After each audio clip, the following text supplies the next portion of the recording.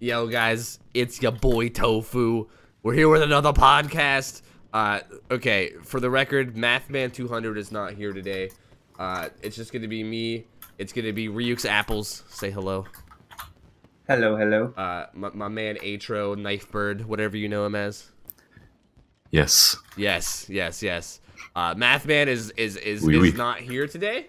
We were gonna do the podcast on the emblem system today, but I'm pretty sure Mathman has many words to say about it. So we're gonna go ahead and not do that today. And just not. Yeah. We're just gonna save it for next week. I really want that podcast to be like good and detailed. So we're gonna skip that and wait till next week. So today we're just gonna read some emails. We have like 6 or 7 emails that we can touch base on, and we'll read them right away. And then we'll get into the newest update. There's the new Chinese New Year update. And there's a bunch of problems that came with the patch that everyone's flipping out about, and we'll touch base on a couple things. And then I think Atro said he has something to say about the doctor.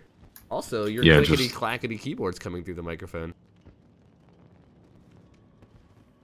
I'll just mute myself and unmute when, I'm sorry. It's okay, it's alright.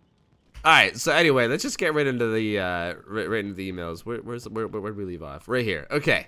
Alright. This is from Sensing, alright? Sensing, he's a filthy memer, okay?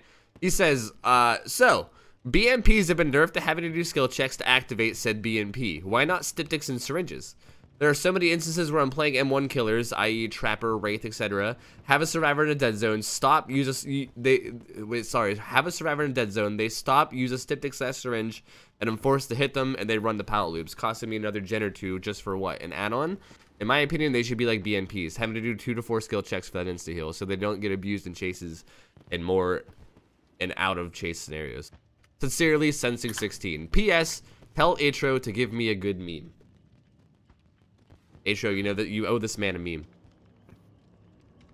I don't owe this man anything. I'm sorry. Memeing on the spot, like that's a lot of that's somebody, hard. Man. You can't just tell someone to come forward and meme, like. That's like telling someone to tell you a funny joke and make you laugh. Like, that's what? Anyway, okay, on to this actual... Alright, how about... Oh, wait, do you have something? No, I don't. Oh, fuck, you got my hopes up. Think of something. About the email, I just want to say, brand new parts and syringes don't belong to the game in the first place, so... Yeah, that's just... me. I have to agree. I think they're fucking ridiculous, man. Like, I'm glad that BMPs... I mean, I'm fine with styptics. Styptics are fine, but syringes and BMPs just, no. Yeah, even styptics are like... I feel like styptics should be ultra rare, and then fucking syringes shouldn't even exist. I agree with that. I've always hated syringes, man. Same thing with BMPs. Like... The power of those is insane, dude. Like, like especially when there's multiple of them. Like, if you've ever played against like a good team of survivors with like multiple syringes, it's like the most cancerous thing ever, man. It's awful because you have to work so hard to down them, and then you have some fucking idiot waddling up with a med kit, and then you just like tap a button, and then they just get up and sprint burst away, and you're like, yay! It's the size to strike the item. Dude, it's even worse because you get full healed. It's not even like you come out injured. You come out full healed.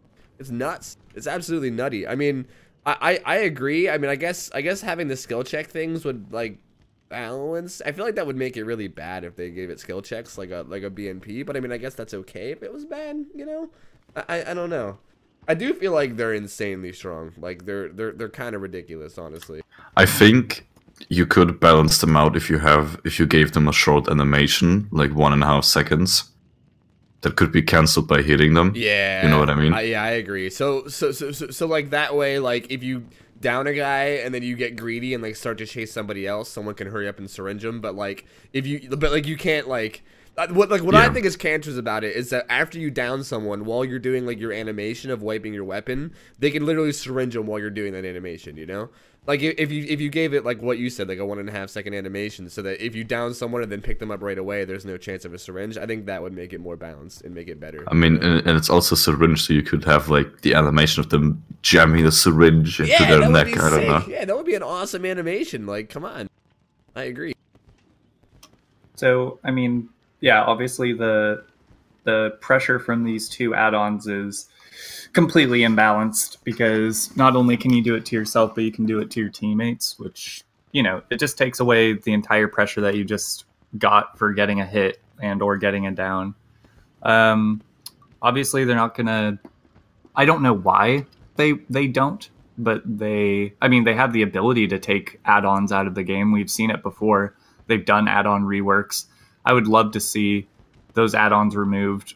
But in terms of talking skill checks, probably something with like the skill check would work like a BNP, basically, where like the numbers would just be different. So like a styptic would give you a quarter of your health bar per skill check or whatever the fuck, and then like the needle would give you like a third or something. So it's a more of a progressive instead of an instant heal. Yeah, I think either one of those would be fine. Like if they did skill checks or like HOS, I think even just the animation would be better than it is now, at least. Like I still don't know how it is balance wise. Like it's still kind of insanely strong, but it would at least be better. Sure. Like I think it's definitely safe to say that right now syringes are fucking nuts strong. Especially considering that they're like on, like I know we talked about this before, but especially considering that like the power of that add-on is also on the side of the 4 versus the 1, you know? Like you'd think something that strong would be on the 1 side, you know, not the side where there's 4 people. Like, the fact that 4 people can run that add-on against the 1 player is insane, you know? That's completely insane. But yeah. And it's also the fact that you can't even compare Moris to syringes or like BNPs at all, I feel. Yeah. I think even well, the Mori, I think a Memento Mori maybe comes close to like multiple BNPs, but I don't know. In this game, what I really don't enjoy is taking one concept and then doing a comparison to a different one. Like yeah, it just also doesn't work in most cases. It just doesn't work. Yeah, I'm just saying this because a lot of people are like, well, we need brand new parts because Moris exist. It's like they're not even comparable. So yeah, but at the same time, I'm not even sure that Moris should exist. Yeah, I was about to say that. I agree with that. Exactly. I think like if a Mori, I think a Mori should be like a fun, creepy item that you should be able to use on a person that is in their dying state, like a secondary hooked person. You know, like if you are to hook this person, they will die. So you being able to Mori is a little bit of an advantage because you don't have to take them to a hook or waste a hook. But it, you know, to me it should be more like a fun, like I get to kill you in my killer's specific way. You know what I mean? I had a pretty cool I don't know if this was my idea or if I heard it from somewhere, Reddit somewhere. Maybe Moris could be reworked into something you gain for prestiging. So maybe when you're prestige 3, instead of when someone's on death hook, if you get to the hook, you don't hook them, but instead you Mori them in front of the hook, and the hook leg still gets broken. So it doesn't do anything else but, you know, kill them, because they would have been dead anyways, but like, you get to show off your cool prestige 3 Mori, you know? Yeah. Interesting. The, I don't know, just these items in general that either give you an immediate boost, a super powerful swing and map pressure, things like that. I think the devs do need to look at that. So sensing good email. Agreed. Let's I still don't have a meme, I'm sorry. Alright, the next email is pretty short and sweet. It's just perk tweak. Brutal strength also affects gens. This is from Adapto, my man Adapto. I mean, this is I don't think this is necessary anymore. I think this would have been necessary like, like a while This has back. also been brought up like a lot. Yeah, but like, why doesn't brutal strength affect gens? I just think I don't like it because that would make brutal strength like a pretty necessary perk again. Not as much as it was before, but it would definitely, yeah. I kind of agree. Like, brutal's already strong as is. It's already like one of those perks that exactly you can run, and you know, like it's one of those like borderline meta perks, and I feel like buffing any perk that's already strong is just, you know, I'd rather them tone down other perks. And I mean, they added something in the game like a while back that made kicking gens like way faster. Like you pretty much do kick gens at brutal strength speed now just by default. So yeah, it's 2 seconds. Yeah. So it's even faster than brutal strength, right? Yeah. It's brutal strength is 2.1 or something. I'm pretty sure. Yeah. So I don't really think that's needed. I mean, it's an interesting idea, but I don't really think it's needed.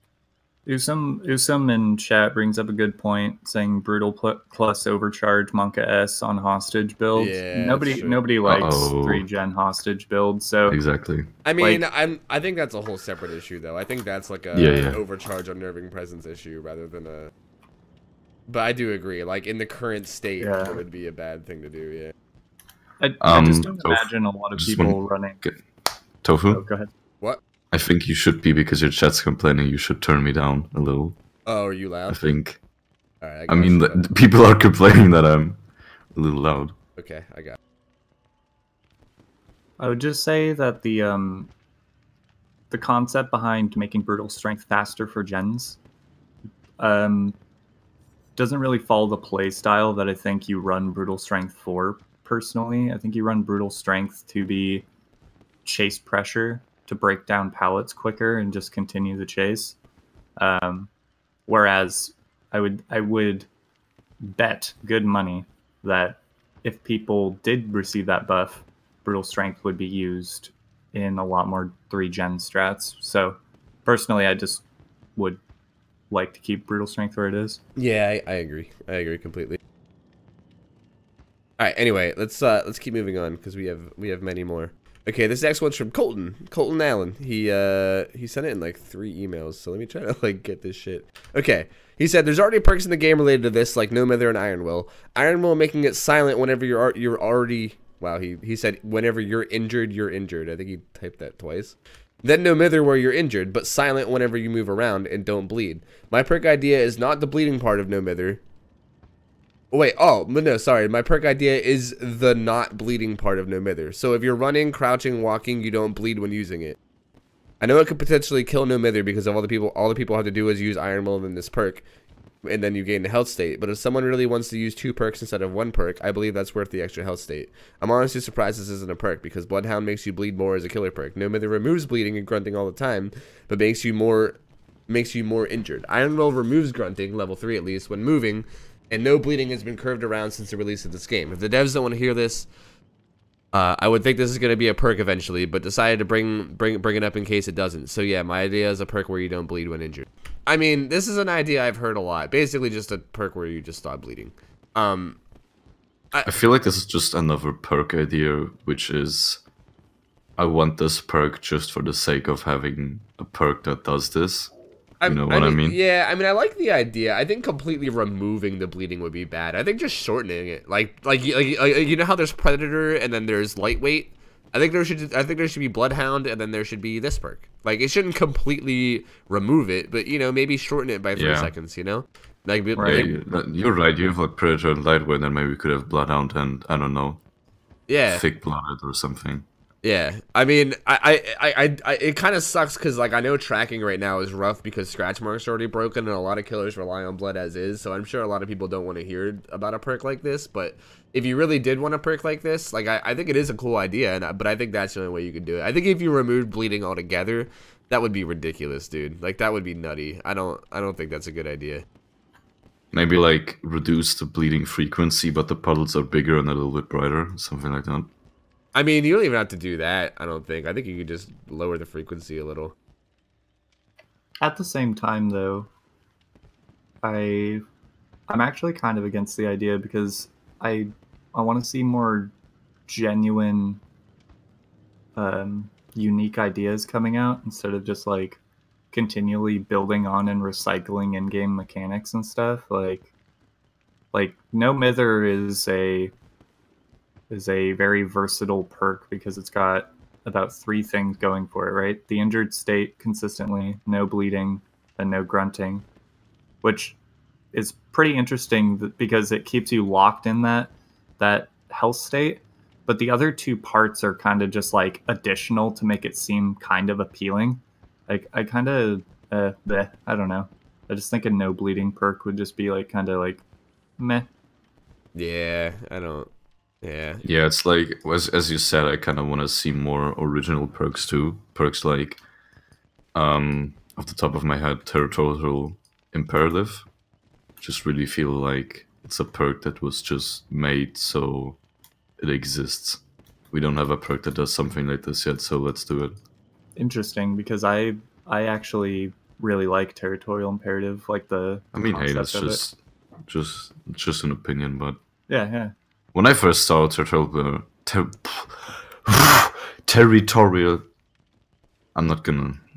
I'm gonna quit Territorial talking. imperative. I got you, man. I got you.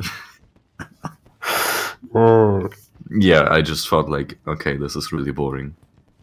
Yeah, I gotta agree. Okay. All right. The next email. Wow, this is a very strongly worded email from Easter Meg. Very strongly Not worded. again.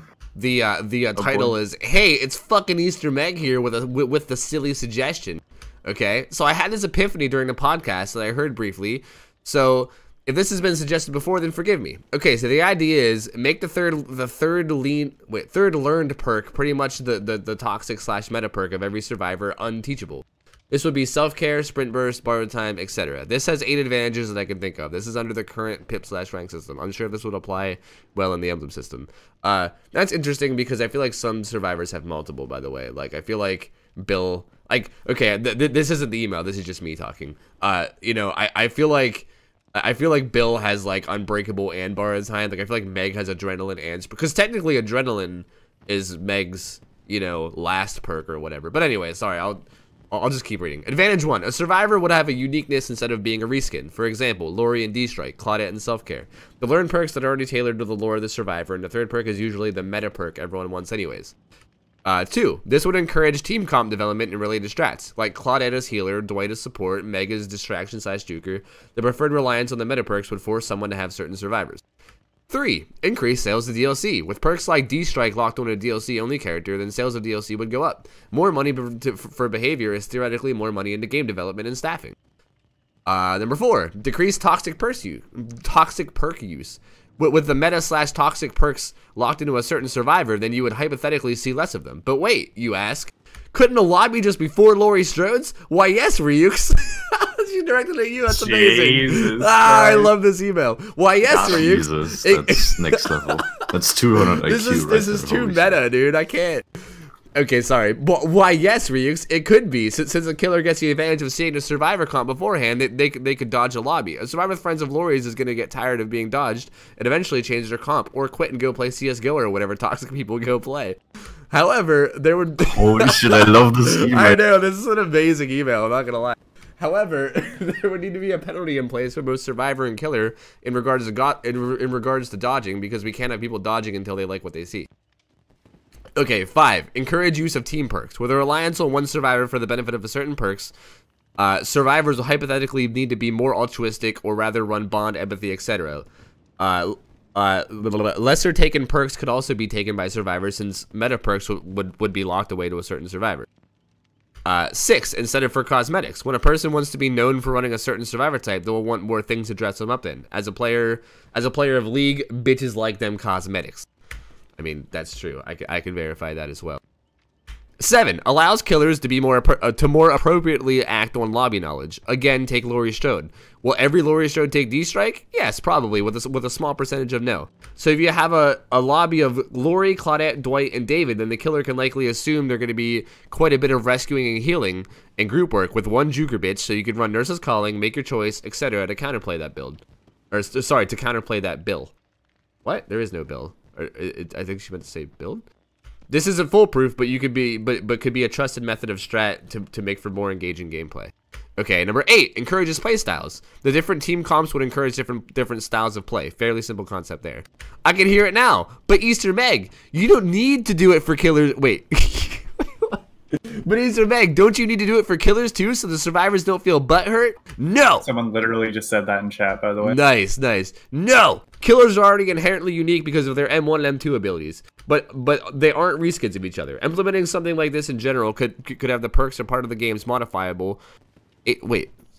Sorry, fucking reading this is hard. Implementing something like this in general could have the perks or parts of the game modifiable and to get certain styles to quit after being shat on, like Sabo. In regards to the shrine, you would probably have to introduce more public perks like Kindred, since the survivor or killer pool would be more skewed. Alternatively, you could adjust the amount of perks offered in the shrine. I'm not terribly good at explaining myself, so that's why this email is so wordy, but that is my suggestion. Thanks for taking time to read this. Have a happy podcast. I think this was really good, honestly. My reading skills are 0 out of 10, but I think this was really good. Yeah. I really like this idea, honestly. I've had like you know, this idea, or I've talked about this idea for like a long time about making survivors more unique, because that's one thing I really do hate about this game. Is that literally, I really want that too. Yeah, like literally every single survivor is the exact same. There's nothing different. Like, I just want to be able, as a killer in a lobby, to have that feeling. All right, they have 2 bills, an ace, and a lorry, so I kind of know what I'm gonna be in. Right? For. Wouldn't that be so cool? Yeah, like rather than it's just whatever. Like you're just looking for like names that you recognize at this point. You know, names or items or stuff like that. Yeah. Like it would be cool to see like a whole team of Claudettes or something, and you're like, oh, they're doing this. You know. Yeah, it's like they have 2 bills, so I can't slug the bills because they'll just recover. It's a lorry, so she'll just, you know, she'll destrike me, and it's an ace, so he'll probably just be looting or something.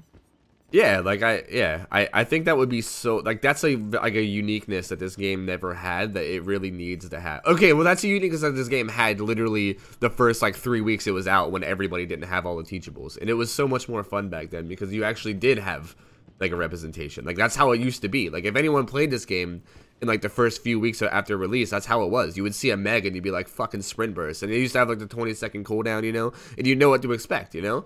But like nowadays, it's just every single person you see, you're like, well, who knows? They could be running anything, you know. Like there's no uniqueness at all. I would love to see that, and I think that's an interesting way to do it too. Like we've been talking about, you know, I usually have talks about things like, you know, making it so that each character can only run 1 teachable or whatever, but I kind of like this idea is kind of cool too. Like just take the most powerful perk of each survivor and lock, like, okay, hypothetically, can we just do this real quick? Like Dwight would be what? Yeah. Like, I mean, I guess Bond. I guess it would like. Please don't say Bond. Please don't say Bond. Yeah, it would have to be Bond. Like we're not going off of what's level 40 because it's not always the strongest. Honestly, though, I think for Dwight, I'm not gonna say Bond here. I'm gonna say probably leader. I gotta disagree and say Bond. Because okay, well, Bond is stronger, but I really don't want Bond to be locked to 1 survivor. Well, that's exactly the point why Bond should be if you don't want Bond locked away. That's exactly the point. Yeah, we're picking their strongest perk. Yeah, you're literally proving our point here. Right. All right, I give. Okay. I surrender. Okay, you're right. And then you're right. Let's just keep moving. Okay, Meg would be sprint burst. Okay, so keep in mind all these perks wouldn't be available to other characters. Okay, so Bond, sprint burst, self care for Claudette. Jake would be Sabo, I'm assuming. Nia would be probably urban evasion at this point, to be honest. Yeah, urban evasion. Yeah, urban evasion. Do you think balance landing? I mean, I don't know. I was gonna say I'd say maybe balance landing. Yeah, like it's tough. Like I understand urban evasion, but then, like Nia's just the worst Meg. Yeah, I don't know. You can, I mean, you could also say like, Iron Wolf for Jake, Nia? But like I either way, we'll why would say you play Nia over Meg then? I think. Yeah, that's true. Okay. All right, and then Bill would be, well, see, borrowed time. If it like in this current state, it's not that big of a deal. But we'll say. I think for time. Bill should probably be unbreakable, but maybe they would have to buff a little so you could like recover maybe twice a game. Yeah, because you would know that every Bill is running it then. I think you'd have to make that exactly all the time. Okay, David King would probably be dead hard because, you know, dead hard. Yep. Laurie Strode, obviously, decisive strike. Ace, I don't even know what obviously, Ace would be. Object of obsession. Yeah, that's right. Ace, what the hell would Ace even be? Dude, Ace's perks just need to be ante, I guess. Buffed. Like up the ante is the only perk that I'd say wants. open-handed. I mean, not Ace in the hole. Because then you have like, okay, Ace is the kind of guy who just goes around looting shit. That's yeah, I'd go for that. Yeah, I would think they'd also have to buff it, but yeah. Okay, Fang would probably be Lithe, of course. Her other perks are pretty shit. Lithe.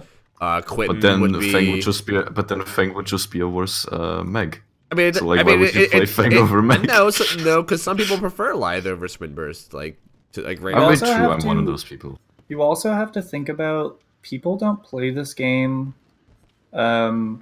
to be the best of the best. Some people play the characters because they truly enjoy who the character is rather than like, you know what I mean? Like, yeah, I bet you. like I can hate Sprint Burst, but I can love Meg. You know what I mean? It's the exact same thing. Yeah, it's pretty hard to love Meg, but I know where you're coming from. Yeah, I'm pretty sure if they did this change, Ace would be pretty shit, but I bet you there'd still be a lot of Ace players out there trying to finger gun nerds, you know?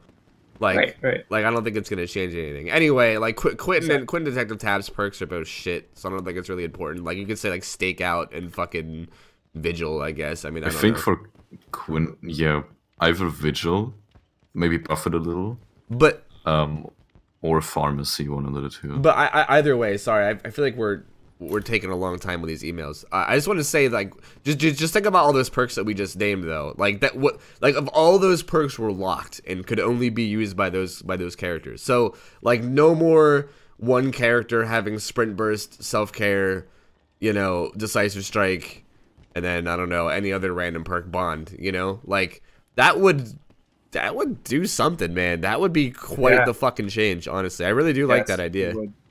That would spice things up a lot. Yeah, it really would. It would add uniqueness. It would also nerf the fuck out of survivors, which I think is needed. Like, I don't even know if they would really need to nerf the perks as much if they made them that exclusive, you know? Like, we're always talking about how OP perks are, but like, if they really lock them up like that, then it might not be as much of a problem, you know, if each person can only use one.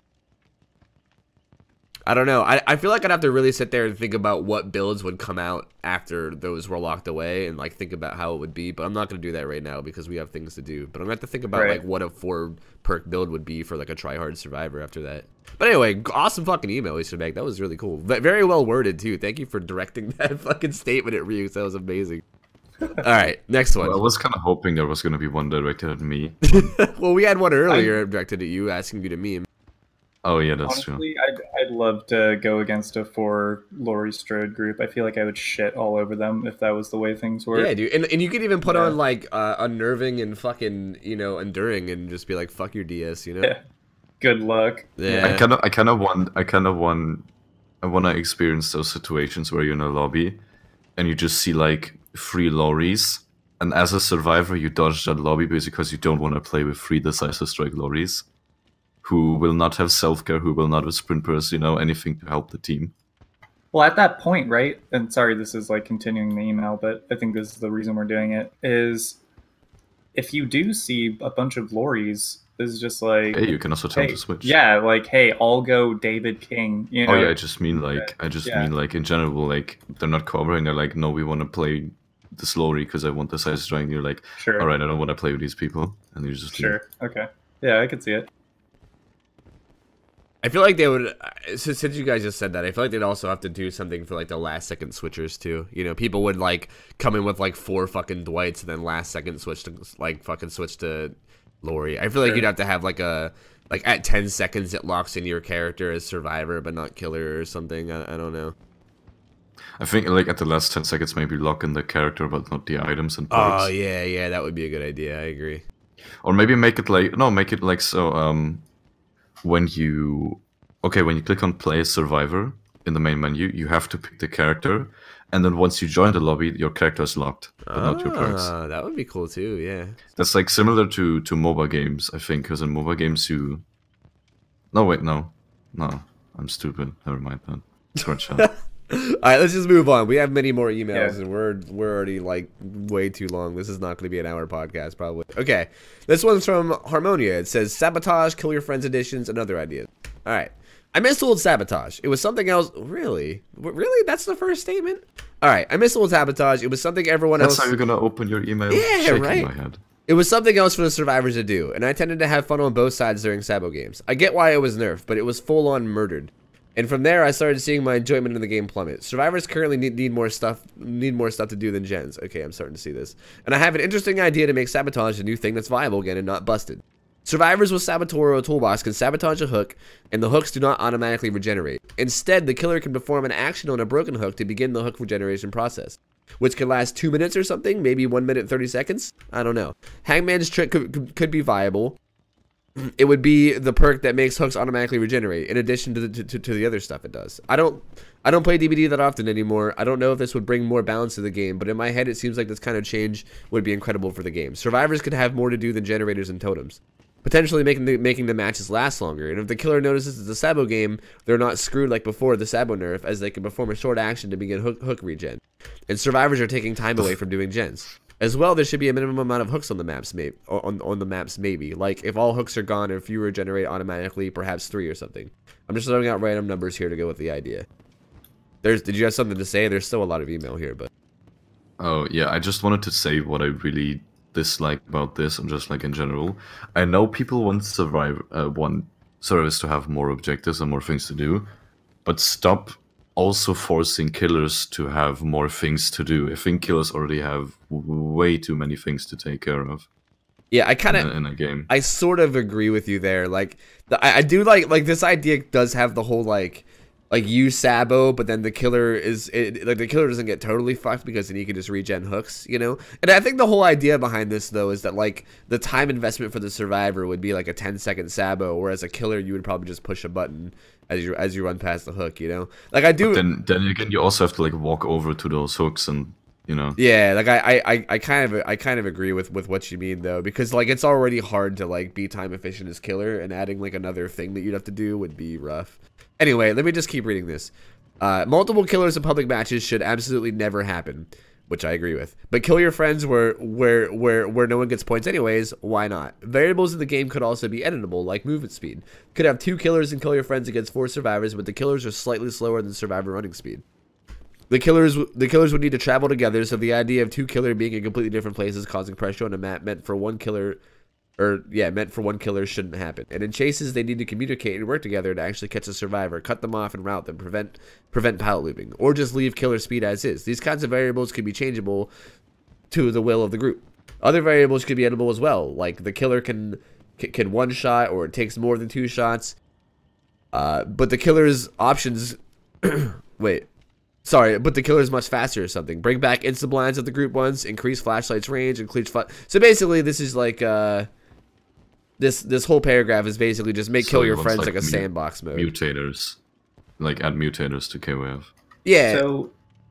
So I can see people keep pushing this 2v8 idea a lot, and I just want to say you're wrangling 10 people together for that match. Like, that to me sounds like moderately unfeasible unless you're like a big streamer and you're doing sub games. But the amount of coding and stuff that they would have to do to like make that happen for a group of 10 people, you know what I mean? It would have to be an alternate game mode that's accessible to everybody. Like, you want to join the double killer matches, right? Like, it can't just be kill your friends, because that's such a waste of time and business, you know, like well, I think this email was more saying that kill your friends would still be like 5 people, but if you wanted to make it like 2v3 with like killers, but then also like nerf the killer's move speed and just basically just make it sandbox mode. I don't think they're necessarily saying 2v8. Okay. I think they're just saying all around sandbox, you know, which I do like this idea. Like, that would be super fun. But I don't know anything about video game coding. Would that be hard to do? Making like a mode where you can just change all your own settings and shit? Like, I have no idea, man. That would be super cool though, to have like your own private game mode where you can do that, like mess with movement speed, mess with like health states, you know. I think your coding just needs to be very clean for that in the first place. So not gonna happen. I'm not sure exactly. I don't want to throw shade, but I'm just like. And in terms if of simply changing numbers already creates like multiple bugs, then you probably, I don't know. Yeah, Triana brings up a good point where it's like, in terms of networking code, the actions between a survivor and a killer, like fast pallet dropping and stuff that you're like the stuff that actually matters to you, like not being killed, is happening because it's processing quicker, because it's focused more on that between the survivor and the killer at that time. Whereas if the killer or whomever is hosting this is on the other side of the map, and it's also taking processing power to process what a killer is doing on the opposite side of the map chasing another survivor, that sounds resource intensive. Just coming at it from a software perspective, like it to me in this game does not sound feasible. Yeah, it's I definitely would love to see like a sandbox mode like you said, but like the whole like multiple killers thing is definitely it would be tough. And honestly, I just like I think as an idea it's cool. I just don't really think it's something that could reasonably be done like you said. Like I don't know. It's an interesting idea though. Like we can dream about it. I didn't realize that each line in this email was a different idea too. So if you want to like talk about the Sabo thing too, we can. Oh yeah, the Sabo thing. I want to see more Sabo personally. Like I don't like I think that Sabo's in the game. It should be something that for survivors to do. As a killer, I enjoy it because it's people not working on gens. Just I don't know. I think like it's I enjoy the concept of Sabo. I want people to be able to Sabo without being like, oh, if you're a Sabo person, you're basically like a fucking douchebag. Like it should be like a thing that survivors are encouraged to do because it's literally almost an entire like category for the survivors to gain boldness. Yeah, sorry, yeah, go ahead. You go. No, it's fine. I was just gonna say I do agree. Like I do like I kind of agree with this email in the sense that I do miss Sabo just because it was something else, you know? Like it does feel like right now you're basically stuck in like you just do gens and cleanse like the burning totems and that's it. Like that's all you really do as a survivor, you know? Like it was nice having like other things. You know, I do like and like old Sabo was ridiculous, yeah, and like new Sabo is too weak that it's like not even viable. It would be nice if they made it somewhere in between. The idea that they had with like it regenning, you know, like you could basically regen your own hook, but it does it in like a certain amount of time. Like they just threw out random numbers. I don't think they're like you know firm on the numbers, but like say if like you Saboed a hook and it was down until the killer, you know, came by and started a regen process, and maybe the regen process, just for the sake of like making it easy on killers, was like 30 seconds or something, you know, but he had to like come find it and do it first, you know, that might be like okay, you know, like it's kind of like Atro said, it might be rough because, you know, like time efficiency is already hard as killers, so like adding new things to do is always a bitch, but I really think that might be okay, you know, just like come by, like press fucking, you know, M1 on the hook for like a second channel, and then it's back up in 30 seconds, you know. I don't know. I think that could be good. And then it would make like Sabo actually useful, like more like it sounds like it would be bad for killers, but like it's kind of like the email says, like that might cause more people to Sabo, which more people Saboing is less people fucking hammering out gens, which means, you know, you might end up benefiting in the long run, you know. Right. I had like an idea for a Sabo way back when. What if Sabo worked like this? It was a bit more time intensive than it was right now. So let's say maybe subbing a hook takes like at least 30 seconds. But when the killer hooks someone on that hook, or maybe I'm not sure if it was when or after they get unhooked, the hook like breaks. You know what I'm kind of getting at? Yeah, so, like, I think I got you. When they hook them, the hook like breaks and stuff. I don't know. It's just like the general concept. Yeah, like instead of just taking down the hook, it like I've heard a lot of ideas like this too. Like instead of saboing, it preps them. Yeah, it makes them weaker. I've heard people say other ideas Right. too. Like maybe when saboing a hook, it doesn't break the hook, but it makes it like weaker. So that if you hang someone on that hook, they die like twice as slow or something. You know, I've heard all kinds of interesting ideas like that, and I definitely would like to see something done for the record. Like I think all these ideas are interesting, and I would honestly love to see any of them put in the game, because I do also miss, you know, Sabo being a thing that people did. Like I miss having another thing to do as Survivor. Like only doing gens is just awful as Survivor. Even as Killer, it sucks, you know? Like it sucks having survivors just hammering out gens all the time, and then games lasting like 5 minutes, and then being like, well, can I blame them? Like it's not like they have anything else to do, you know? So I don't know, Right. like yeah, like I would definitely like to see it buffed in some way. I'm not really picky on how they do it. Think like some cool like killer ideas for hooks, or well, if Sabo gets buffed, trapper traps need to be rethought to like come back to life or something, like hooks or something. I feel like trapper traps at this point, to make them viable, they just need to like they need to be insanely buffed. They're so weak. Like But, stuff like in terms of you're not able to disarm them anymore or stuff like that. Like some insane buff.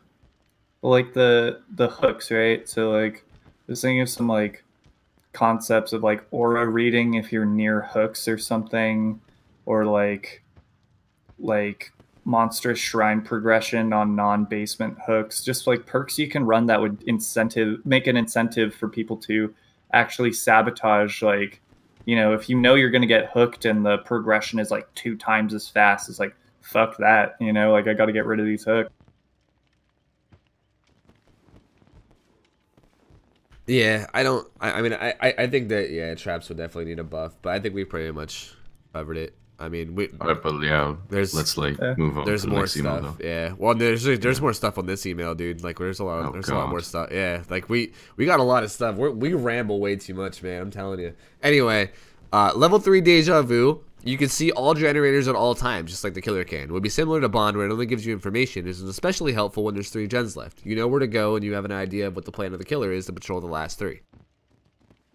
This is, like, I feel like that would be too strong. Just, like, at first glance, I'm just, like, too strong. But then when I'm really thinking about it, like, would that be too strong? I really don't know. Like, if you could just see the gens auras at all time. I feel like that would be insane for, like, efficiency of survivors. Like, I feel like if you wanted to run, like, a gen rush build with all 4 survivors and you could just run to each gen because you know exactly where they are, that would be fucking insane, I feel like. Yeah, never mind. I think that's insane. Sorry. I just had to think about it for a second. Would also kind of remove the need for maps, if you really think about it. Yeah. Yeah, I mean, except for, like, with add-ons, but, like, default maps would be pretty pointless, yeah. Like, maybe... But then, no, because... Yeah, no, I was gonna make like a suggestion, but that's it was basically just gonna be like Detective's hunch. But yeah, no, I don't know. I mean, I think DejaVu needs something, but I honestly feel like that's way too strong. Like being able to see all the gens at all times would just make you like hyper efficient. Like I feel like that's already that's my worry. Yeah, like survivors, like efficient survivors are so fucking hard to deal with as is. And if you gave them a perk like that just made it even easier to be like hyper efficient, then it would be insane as a killer. Like 4 DejaVus and with that DejaVu would be nuts. I think like DejaVu can be literally like its name, where you know every 30 seconds or something the gens are revealed to you, because that's literally DejaVu. But yeah, like, that would be cool. You know, yeah, like you're just constantly getting DejaVu and remembering where the gens are. That'd be pretty cool. Yeah, I think it's almost like you've been in this place before. There's your meme. Well, yeah, I think that's the best idea there. Instead of all time, just make it activate at a certain, you know, on a cooldown. I think that's a great idea. All right, we're gonna keep moving though. This is mentioned all the time, but the entity should be summoned slower when the killer is closer to the hook. Honestly, can't believe this hasn't been done yet. The regular entity summoning speed if the killer's in a chase.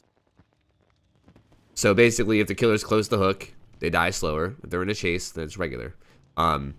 This is actually something the devs have talked about even recently. So like, I can tell you that much. I've been trying to talk to the devs more myself, and yeah, they've talked about this idea again, and I think it might be something that they're seriously considering for the record. But yeah, I love this idea. We've talked to Horvath about this, and he's reiterated it in his own words, saying basically exactly what was just stated. So I do hope this gets implemented. The reason that it needs, if anybody's wondering, the reason that it needs to be in a chase is because just having the killer near the hook is not really the issue. It's if the killer is near the hook and there's not survivors that they're chasing, because it's not fair for a killer to be able to see a survivor and not be in a chase, because then they're completely within their bounds to be there if they're chasing a survivor, you know? But yeah, I agree. Yeah, I totally agree. And like we said, that might end up being in the game eventually anyway, so we can fucking pray. But yeah, awesome idea. All right, self unhook chance should be much higher, like 10% instead of 4%. And slippery meat should give a significant buff to that, like 15% or something. Wait, No, can you that's say that again? Sorry, that was fast. Basically, like Kobeing be like 10% instead of 4, and slippery Nah. give a buff. Yeah, I No, thank gotta you. disagree Please with don't. that too. No, thank you. Yeah, I think the Kobeing thing is perfect as is. The, To be the honest. last thing I need is like having to worry about survivors unhooking themselves a lot more. Baby Rage, respect the 10%. Dude, I think the respect the Jesus. Kobe shit is the stupidest fucking shit. I'm gonna be perfectly honest with you. Like, I do it as a killer myself when I feel like having some fun, but like, if any survivor out there ever, like, if you're listening to this and you're a survivor, and you fucking bitch at a killer for not letting you go after you Kobe, can you just like shut the fuck up? Like, what the fuck, dude? It's not their responsibility to let you go just because you Kobe'd off a hook. Like, Jesus, man. Like, if they want to do it, good for them. Like, it's fun to do or whatever. But like, people get like clarification. You shouldn't be mad, like seriously mad at the killer for not letting you go after you go. Be like, come on. Yeah, like I can understand being like, oh, he doesn't If want you're to like have me, fun. like, damn, oh man, know? you didn't respect the 4%. You meat man. If you like, you're just joking, then it's fine with them. No, yeah, but people get like seriously legit mad. pissed. Yeah, like people Yeah. will like tell people to like fuck off and kill themselves after the game because they didn't respect the 4%. And it's like, dude, the fuck, man. Like, if they're not like obligated to let you go just because you got pulled yourself off the hook. Like, if they want to have some fun Right. and they respect it, then awesome, you know, good for them. They're a fun-having killer, but they're not entitled or obligated to do it. Like, people get super toxic over that shit, and it's honestly disgusting. Like, Jesus, man, like fucking. I don't really understand like just the core concept of like why would you not run slippery meat every time, because then you can just pull yourself off the hook and then everybody has to respect it to let you do all the Yeah, things and then right. get out. It's like why stop there, you know? Like if I stop running mid chase, just let me go. Respect the fact that I don't want you to kill me. It's Yeah, like, right. It's backwards. It doesn't make any sense. I found a med kit in a chest, so you have to respect that and let me survive now. Respect Right. everything. I started searching a chest while I knew you were near. You should respect that. As a mage. That's also a thing. I mean, that's respecting the loot. Some people do that, some people don't, you know? But anyway, sorry. I mean, hey, I usually let survivors finish and then start chasing them. Yeah, I that's do just too, me. but it's also totally fair if you don't, you know? Anyway, sorry, we're getting way back off topic. Anyway, the whole, like, unhook chance being higher is a bad idea. I don't think that's good. I think it's perfectly balanced as is. Like, I think it's fine. It's, like, hard, and it should be hard, and if it wasn't hard, it would be fucking ridiculous, you know? Alright, I'm moving on. Bring back old pallets, as Tofu says. Okay, so that's basically... I talk about, you guys probably know what I'm talking about all the time. Like, patch 1.1.1, they made a change where when a pallet gets dropped, the stun kicks in at the beginning of the pallet animation. So, like, if a killer is swinging or something, like if they're trying to swing through the pallet, the stun kicks in right away, and the act of the killer getting stunned interrupts, you know, his swing, and then he gets stunned. Whereas before that patch, it kicked in, like, halfway or towards the end of the pallet drop. So, like, if a killer was swinging through a pallet, you know, he had like an extra half a second or so before he got interrupted. So basically it made like swinging through pallets better. Like, you, as a survivor, you had to be more safe, you know? Like, here's an example. If you've ever seen a survivor who like runs in circles at a pallet and tries to bait you into swinging at them, like so that they can vacuum to the other side and stun you real quick or whatever, like that's something that couldn't be done before that patch. You had to be like a lot more safe with your pallets. You had to drop them like kind of early and more like you had to be more. You had to think. You had to actually use your fucking brain as a survivor. You know, you couldn't just run around, wait until the very last fucking second, and then drop the pallet and get a stun every single time. I loved the old pallets, man. I don't know if they'll ever come back, but I loved those pallets. I loved them. I would love to see that be brought back. Honestly, I personally think it's if I'm on your ass and I'm swinging into a pallet and I was like right behind you when you vacuum to the other side, I should always get a hit. Yeah, and that's like how it was. Yeah, because you had like a whole like half a second before the stun would actually happen. Yeah, it was so much better back then. It sucks that it got changed, to be honest with you. Yeah, I would love to see that brought back, 100%. I mean, the only problem here, I mean, if we're going to play devil's advocate, the only problem that arises is that, like, even with the way it is right now, if you're playing on high ping, sometimes you get, like, bullshit hits on pallets. And if that change came back, then that would be even worse. Like playing on high But ping we have a plus... ping indicator now. Yeah, exactly. It's like, So like if I ever see survivors complaining that like get better internet, dude, and it's like you had a ping indicator, you knew that like you were from NA and I was from EU. Why did you stay?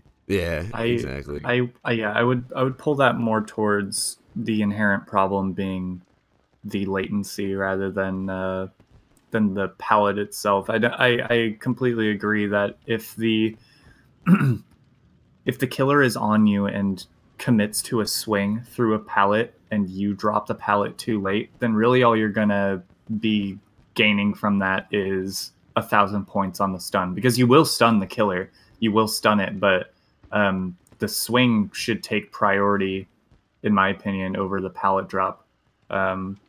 Just because, yeah, exactly. It's just going to be running circles in front of a pallet and then just like flying at 1,000 miles an hour through the pallet for some ungodly reason. Yeah, I definitely would love to see it reverted. Yeah. All right. Last thing, also nerf third seal. Always taking away Tofu's ability to use bond. That one's a joke, to clarify. No, not a joke. Fuck third seal, dude. I need my bond, man. That's the last one though. Thanks for taking the time to read this. Yo, Harmonia, that was a great email. Thank you. I gotta agree with the third seal. That one was a joke, but fuck third seal, man. That shit is tilting. I'm not gonna lie. But for real though, I want that shit buffed. What, third seal? Yeah. Yeah, and for real, I would like to see it buff too, but it is tilting to play against sometimes, man. Right. How many emails do we have left? We have 3 more emails. 3, right? Yeah. 3. All right. Yeah, I don't, man. We're gonna be a close this one. might just be an email podcast, to be honest. Okay, short question, but I mean, we can. Yeah, we okay. Just sorry. Okay, short question, but I was just wondering if making an original killer would be easier to balance the game. It removes the need for guidelines that link a killer to a specific idea. Example, Michael Myers stalking. Yes. And so allows more freedom when creating abilities and perks. I mean, yes, always. Yeah, I mean, I agree that it does make it There easier. are 0 limitations. Yeah, for sure. Like, I agree it makes it easier, but at the same time, I don't think that the movie killers are necessarily imbalanced. Like, I don't think any of the movie killers are really imbalanced. Like, Myers is pretty balanced. I think the question was just, would it be easier to balance? Like, if you'd say you had a movie killer, just like any. Just like, let's say you have a movie killer, and that killer always does a certain thing, so they have to implement it in the gameplay. It would definitely be easier to balance a killer that was your original idea and wouldn't have to use that trademark thing. Yeah, for sure. Conceptually, you know, it's literally just the argument between, is it easier to go from confines or just like open imagination? Yeah. Yes. And the answer is always yes. Yes, I would say a unique killer made by them would be much easier. Yeah, I agree. All right, we have a long email from Smith. Okay, I'm gonna skip that one and we'll do it last. And we have Come on, Smith. We have one from my man Basement Chest, dude. I love this man, the Basement Chest. He says, "Hello, podcast crew. I have conflicting thought. Usually, I only see suffering and pain here in the entity's basement. All survivors care about is some stupid coins and fireworks. I have never seen fireworks. Only true friends come to visit me anymore. So, I'm about to turn into the dark side. What about the podcast? What would the podcast crew think about chests for killers?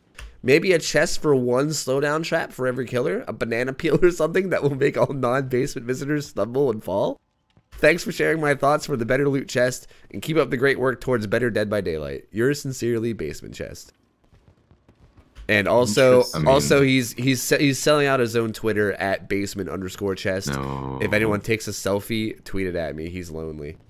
You know what? I'm not gonna lie. I love this man. I'm down with shouting out his Twitter. I love this man. He's the Basement Chest, dude. He's a dirty memer. I love him. I mean, hey, touching more chests is always good. Am I right?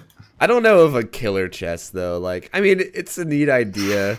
He said a banana peel that motherfuckers Whoosh. stumble and fall. I'm sorry, dude. Toph, but whoosh. That joke went way over your head. What? And just keep going. Let's just, What you said? I missed it. It's fine. That was stupid, anyways.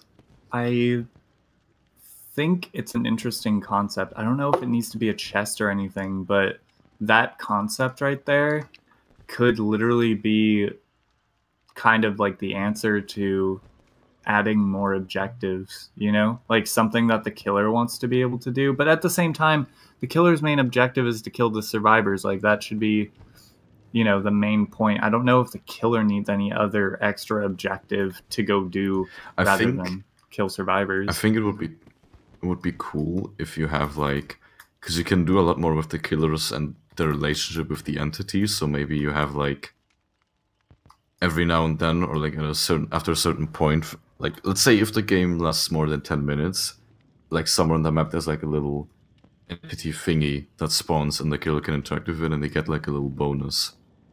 You know what I mean? Something like that, just as an idea. Yeah, I mean, yeah, I think having like the entity gives them strength or something like that, you know.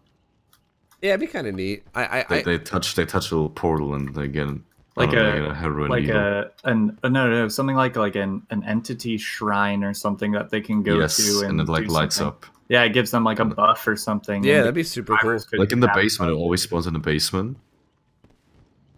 That would be cool. Yeah, it's an interesting idea. I like it. I think the idea of it... When 3 generators are completed, they can just go and interact with the shrine for a bit, and they get something. Yeah, that's a cool concept. I'm down with it. Although, I mean, I'm not gonna lie, dude. I would love to have a banana peel that would make a survivor slip and fall, and then make, like, silly sound effects. But, you know, I think your idea is definitely better. Alright, do you guys want to try to tackle this, like... Oh my god, this is so long. This is a very long Freddy. You want to save it? You want to save it? Because, like, I'm gonna be mighty sad if I don't get to talk about my doctor.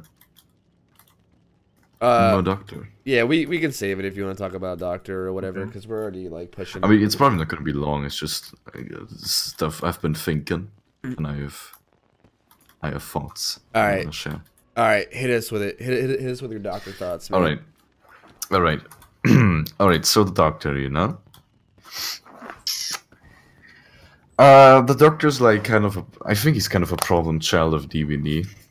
A little bit like it might not be a prominent problem where he's like, oh man, the nurse, because the nurse, she's so unfair or stuff like that, or Freddy because he's so unfun to play against. I just think the doctor is kind of a sad story because he has so much potential. He could be like the next high skill ceiling killer, but he's not. He's like he's the entire opposite. Because if you really think about it, what do you do as a doctor in a killer game? What's like the main things you do? When you see a survivor, you start shocking them a bit, and then you hit them. And you're basically just a wraith with a little bit with a car battery strapped on the back, you know? Really nothing special. So... I'll let you finish your thought before I bite into that one, but go ahead. Alright. And the thing too is, like, what's the main complaint about the doctor? I want to ask you guys, what's the main complaint that people always have? This is why I don't like the doctor. I just hear he's not fun to play against. Yeah, I hear either he's just like his ability is flat out like designed to be annoying, or I hear about 3-gen strat, which are both exactly. Are both viable. And there you go. And why is that? What does his ability do that that makes him so unfun to play against? He reveals stealth. Yeah, he reveals stealth. He, like, I mean, honestly, everything, like, the whole, like, constant heartbeat on your ass, like, all of his add-ons, like, fake pallets, constant heartbeat, like, it's all shit that's, like, as a survivor, it's just, like, ugh, you know? Like, it literally makes you go, ugh. Mm-hmm. There's also, I think, the problem with the doctor is there's very little interaction between the survivors and the doctor. Whereas, like, I mean, sure, you can dodge his shock a little bit, but he's just gonna, like, keep shocking you at the pallet and getting you to madness 3, and then you try to run away and you snap out of it, and it's just very boring all in general, right? Yep. So, I have a couple of ideas. These are just very rough ideas, but I wanted to know what you guys were thinking about them. My first idea was the shock. They went in a good direction with the whole shocking people, debuffs them for 2.5 seconds, and then they can't do anything, they can't even vault windows. But, like, let's be real here. How useful is that? Like, do you ever see, like, any sick P3 doctor mains denying you every single window vault or denying you every single pallet? pellet toss, you know? Yeah, No, because it just doesn't work out. Because look, it's a 2.5 second debuff. It already takes a second to switch back to punishment mode. So you already have you only really have 1.5 seconds to work with, and then you can't really close that distance between you and the survivor in 1.5 seconds. That only happens really if they do something stupid, like they wait at the pellet, you shock them, and they for some reason haven't managed to throw down the pellet before the shock goes through, and then you get a free hit. But you know, so what I was thinking, maybe they could make the shock a little bit more difficult to hit. Maybe, you know what I mean? There's like more skill involved. But make the shock a lot more rewarding. So instead of just shocking survivors 4 or 5 times to get them to madness 3, what if the shock was a lot more difficult to hit? Shocking someone allowed you to switch to punishment immediately, and if you hit them really quickly after you shock them, that's what gives the big madness increase. So you have like a lot more interaction between chases, and also the killer just feels a lot more better to play. That would be my first idea. Yeah, are you also like, okay, well, I guess you have more ideas. So it's very rough. Yeah, no, like, no. I mean, you think about that. Okay, but before you get into like the rest of your solutions, I want to go ahead and say that I do agree with you on his problems. Like, I feel like Doctor does have potential to be like a fun high skill cap killer, but like you said, I don't see it ever. I don't ever see doctors who like know the timing of shocks to like prevent you from doing things, because I don't even know where it's like, honestly, it doesn't even seem possible in most pallets. Yes, but it's just, yeah, it doesn't work. And so it basically pretty much every doctor ends up playing just this like basically you're just like uninteractive plays. People end up doing like 3 gen, which is the quite possible worst thing that ever has existed in Dead by Daylight. So bad. It is literally the shittiest way to play the game. I'm not gonna lie to you. Like, that is like such a problem. But every doctor seems to fall back on that, and then you get stuck in these situations where they just shock you to tier 3, kick your gen. You have to go snap out of it, and then come back and do like an impossibly small skill check. And it's just it's you know, basically like the killer who has the potential to be high skill cap, you know, very good, ends up being like super fucking passive and just using his ability for like the lamest, like most passive, uninteractive playstyles. And I agree, that's how pretty much every doctor plays, and it's a bummer. Like, I wish people played him more like aggressively and used his ability as like a, you know, I don't know. Can I just make the point of the 3 gen strat is not just the doctor's strat. You know, any killer can do this 3 gen strat. I feel like the 3 gen strat is an inherent problem. Excuse me. With a lot of killers, the doctor just shows a lot of prowess because he doesn't allow for stealth. He doesn't even allow you to do the gen if he gets you into Madness 3. So I think it's just very strong strategy on him, but I do think that the underlying problem there is the 3 gen strat. Like, imagine this. If the 3 gen strat wasn't a thing, would we have a problem with Doctor? I think we... Just a question. I think we still would. It wouldn't be as bad. Yeah. I think we still would, just because his playstyle still is just used as like a shock people and give them afflictions and then like fuck off and then let them like deal with their bullshit afflictions, you know? Like, he still doesn't seem to be like okay, it's kind of like, okay, his power, like, rather than making him stronger, just kind of fucks with survivors. That's like all it does. It just fucks with survivors. Like, it doesn't actually make him any stronger. So like, I think that the problem would be less, yeah, if 3 gen wasn't a thing. I know it's a whole separate issue. It's not just a doctor issue, but yeah. I just have another idea from Madness 3 in go ahead. Particular. My idea from Madness 3 was, alright, so as we said earlier, Madness 3, the problem is he just completely denies stealth, because once you're Madness 3, if he wants to keep chasing you, he's gonna find you because you keep screaming. And even if he runs Nurse's Calling, then he's gonna see you trying to snap out of it, so you can't even do like a cool thing where you run around the corner, then you double back, and then because you're like really tiny while you're trying to snap out of it, you can like maybe make him overlook you. So my idea was, instead of making survivors scream every few seconds, instead they get like electrocuted every 3 seconds, and they get that 2.5-second debuff, so it's more potent in a chase. And you want to get out of that chase, but you're actually able to get out of the chase because you don't scream like an idiot every 5 seconds and reveal your position.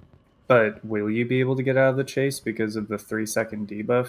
If I have a 3-second like repeating thing, I would be able to catch that person so much quicker than just being able to find them again, in my opinion.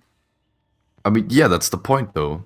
Like, if you get them to Madness 3, it's gonna be a lot easier for them to for you to catch them. But there's also more interaction because both parties can play on that timer. If it's like every 8 seconds, they get that 2.5-second debuff.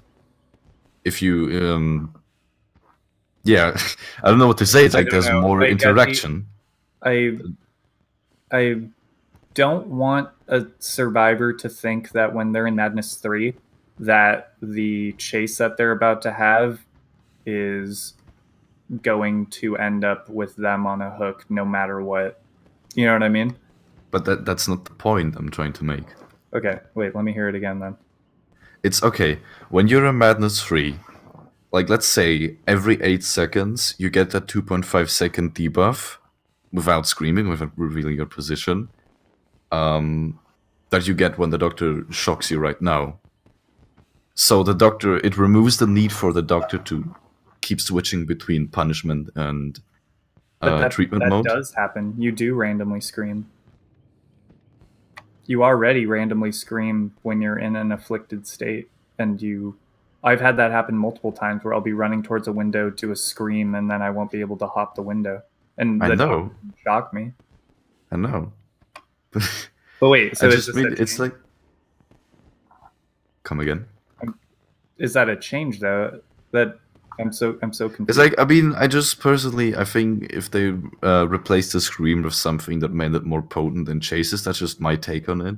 If they replace the scream with something that made them more potent in chases, then would be just a better killer overall for both sides. Basically, what you're saying is that you want something to happen periodically while you're in tier 3, but you want it to not be like an anti-stealth scream, and instead like something that helps the killer in the chase.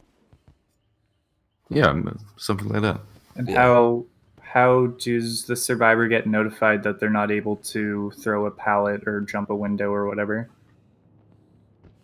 So you mean like if you're new to the game and you don't know what's happening, or? Yeah, I mean like you don't want it to be a scream so they won't get notified where you are, but like what will happen? Well, you have like this little animation where when you shock a survivor, they get like the static and they get electrocuted. That was like my idea. Okay, so like they have like the survivor has like the feedback, they get electrocuted, they get that little debuff in the bottom right. So basically, just remove the scream, the notification part. Yeah. Like, well, okay. I don't know. I know that while you're screaming, you can't vault windows, but is it as long as the 2.5-second debuff? No, it's like a second. It's shorter. Yeah. So remove the scream and make that debuff a little bit longer. Ew, that's fucking terrifying. I mean, I think... or not what you just said. Deborah just said, what if they get shocked in Madness 3, the doctor goes invisible to the survivor? Kind of like Freddy. Oh, fuck that sounds terrifying. That does sound terrifying, honestly. That sounds really OP, honestly. Yeah, it does. It's not fun. I think you also... I just want to interrupt and say before you take any more thought into what Atra's saying, keep in mind that he also said right off the bat that he wants to make like shocking survivors harder. Like, I think this idea is also with the fact that like you can't just walk up to someone, instantly shock them to tier 3 the second the chase starts. You actually have to work for it. You know. That's what I mean. It's like what I said earlier. What I thought would be a cool idea, just, I'm going to say it again, shocking is harder, but you shock them, and then, like, for 3 seconds after you shock them, you get to switch to punishment mode instantly by just tapping M2, and then if you hit them, you get, like, the bonus points, and they get, like, a big chunk of madness, or, like, maybe even transition to madness, to the next madness level instantly. That's just a fun. I don't know. Personally, I've never, like, besides the 3-gen strat, I've never understood the doctor isn't fun to play against unless you have that doctor shocking you repeatedly even when you're in Madness 3. You know what I mean? I don't know. Yeah, like, that's kind of subjective too. If people are just like, I don't like how there's skill checks all over the place. I don't like how my skill check's smaller because he's running Unnerving Presence. These seem to be all different issues just correlated to the Doctor. You know what I mean? Yeah, I feel like... I guess what you can see... my main idea was... don't make the Doctor a killer that you just can't stealth against, and just instead make him more interactive for both sides. Yeah, I definitely like your idea. Make him about something, justify that hard rating that they gave him. Yeah, there you go. This patch. I feel like I'd have to know exactly how, like, you would make shocking harder though. You know, like, I don't like Yeah, I'm just saying make shocking harder, but yeah, it's like a general idea. Make it a little bit longer, but not as wide.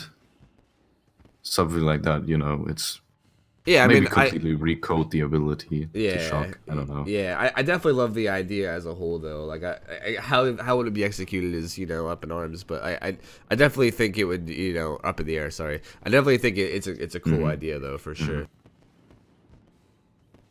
And yeah, I don't know. And Apples, to continue on what you were saying too, like the whole Doctor being annoying thing. Like, people ask me all the time who my least favorite killer to play against is, and usually I just answer like, it's not really the killer, it's like the killer's play style. Like, any killer can be annoying to play against. It's really like how they play. But I guess, like, you know, I always tell people that, like, assuming that the person, you know, is playing, like, assuming every killer plays the exact same, if I had to pick one, probably Doctor. And even that's, like, minor, though, you know? Like, for instance, I would consider Doctor annoying. He's not, like, insanely annoying, you know? It's not like I'm like, oh, Doctor, oh, you know? Like, assuming 3-gen wasn't a thing. You know, it's more just that, like, his ability is just, like, all the stuff he does is just kind of, like, it's like a nuisance, you know? Like, if you're playing against, like, a Billy or, like, it's like a fly flying around your exactly. Your hand it's like just, you keep trying to swat it away. Yeah, it's like you run the pallets and they're fake. You have this constant heartbeat on your ass, and then you go to do skill checks, and they show up all over the place, and you're just like, dude, everything's just like, why is everything just terrible right now? I get their vision was like, ooh, the pallets aren't real. What's real? What isn't real? You don't know it. Only the Doctor knows it. It's like, and it's like, oh, let me just run into this pallet. Oh wait, the Doctor's laughing. I guess it wasn't real. Ooh, I don't know. I just spooky. I like it's just going back to like the genuine like uniqueness of the Doctor, though, right? The Doctor doesn't really go overboard like a nurse who can fucking teleport and blink over objects and stuff, but like the Doctor to me kind of adds this like cool, genuine ability to the game where it's just like you can't take things for granted. You can't take the fact that skill check is going to show up where you want it to. You can't take for granted that he doesn't know where you are because a clone popped up right behind you and you didn't see it. You can't take for granted that pallet is there. To me, I enjoy the Doctor because it makes, like in a rank 1 scenario, it makes rank 1 survivors who are very good at this game be unsure about the decisions that they're making. That's the reason I really enjoy the Doctor. If that's annoying to people, feels bad, man. I don't know. Like, I guess maybe it's just you say yes and I say no. Yeah, I think it might just be like a different strokes. That's fine. Yeah, could be. It's all good. I mean, but I do understand your points. I really... Yeah, I do too. As I said, I know what they were going for. They were going for that uncertain feeling of uncertainty. You don't know. Is that palette real? Is that the real Doctor? My skill... Oh, wait, my skill's just like far off in the top right corner of my screen. That I didn't expect that. You know? That being said, I'm not saying Doctor is good by any means. I'm just saying. Yeah, just the concept. Yeah. Yeah, the concept. I'm just a sucker for characters in video games in general with like a very, very high skill ceiling where you can always get better, improve your mechanics, stuff like that. Yeah, improve how you play, improve your decision making on like to get the max potential. Yeah, and I think this game lacks that a lot. I agree. Like, exactly. I think that most things in this game have a very like solid skill ceiling, and then there's like a little bit you can go beyond that, but it's like there seems to be like a soft ceiling that people hit where it's just like once you get so good, it's basically, you know, like I've seen some pretty impressive shit from like Billies and shit, you know, but like I feel like once you get to a certain point, you know, I don't know. It's also just like the fact that especially for killers, a lot of the times it's more about the survivors messing up and not really you being better. Yeah. I feel that's like another core problem this game has in its design. It's like, yeah, we've got the only killer that isn't that, it's really the nurse only, and then every other killer is like, all right, I only like I did a sick flick with my chainsaw, you know, to the right where you have like the sensitivity. I did a sick flick and I hit the survivor who was dodging to the right, but that only really worked because the survivor messed up and, you know,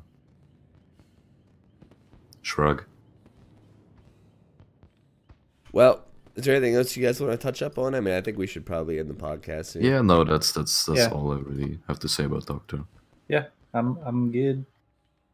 Yeah, I agree. I think we did all right. We answered all the emails except for Smith's, and we'll touch base on that one next week whenever we have more time. And math. What do we do? Hour 15, hour and a quarter? Yeah, it's about an hour 15, especially like with the ending that we're about to do. It'll be about an hour 15, which is about right.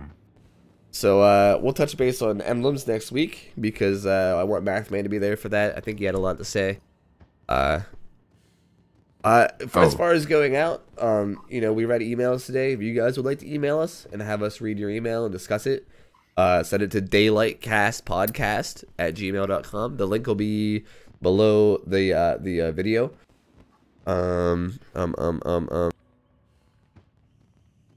I guess that's it. You could hit up my man. What do you have something to say? Last thing for anyone that doesn't know, chill the fuck out. They're going to revert the changes to flashlight and pallet saves next patch. Just chill. It's not gonna be permanent. Yeah, that's a thing. This new patch has everyone up on. As far as I know, it wasn't unintended. Yes, I'm pretty sure. Yeah, they're gonna. I've heard from my boy Mathman that it was an unintended ship, and they're gonna get rid of it next patch. Cool. Yeah, I was gonna mention that too. People are very up in arms about this new patch. Just chill, all right? It'll get fixed, all right? If anyone's been playing this game a long time, there's been way worse patches, all right? December of 2016, never forgetty. All right, there's been worse. It'll be all right, dude. It'll be fixed. Myers with chainsaw. Yeah, dude. It'll get fixed. Never forgetty 12th to 2060. Everyone's flipping out and saying they're quitting the game. Fucking relax. Just give it like a few days and it'll be fixed. Anyway. God, I remember like my first Survivor game on that patch, and I just play Cold Tower, and I see like way in the distance a floating Myers set with a chainsaw.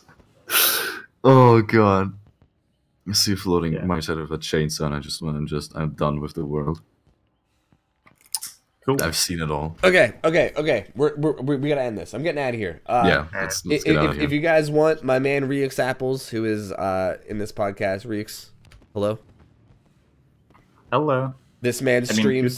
Yeah. This man streams Dead by Daylight. He's a fucking super good killer player. Talks about his mindset. Very, very entertaining streamer. Twitch.tv/ReeksApples. It'll be below the stream. Atro Knifebird, my man. I mean, I don't have anything to shout out for you, but he's our filthy German memer. And I made this whole I made this whole podcast a thing. That's true. You were the person who actually made this podcast. Yeah. SMH, all right?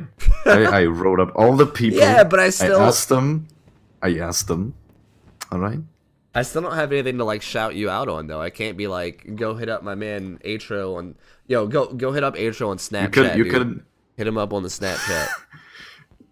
You can tell people if they see me butcher them in the end game scream. I'm probably just memeing because a lot of people don't get that. All right, and it's like I have like yeah, sorry, it's fine. We gotta get out of here. All right, and I'm Otofu. You guys probably already know me. If you don't, I stream Dead by Daylight too. Twitch.tv/Otofu. It'll also be below the stream. Send us your emails. Daylightcastpodcast@gmail. We'll have that below the stream as well, or below the video. Sorry, not the stream. Below the video. Send us your emails. Next week we'll be talking emblem system, and we'll also, touch base on any emails you guys send. So thank you guys all for hanging out and listening, and we really do appreciate you guys. And yeah, I'm getting out of here. See ya guys later. See ya. See ya. Goodbye.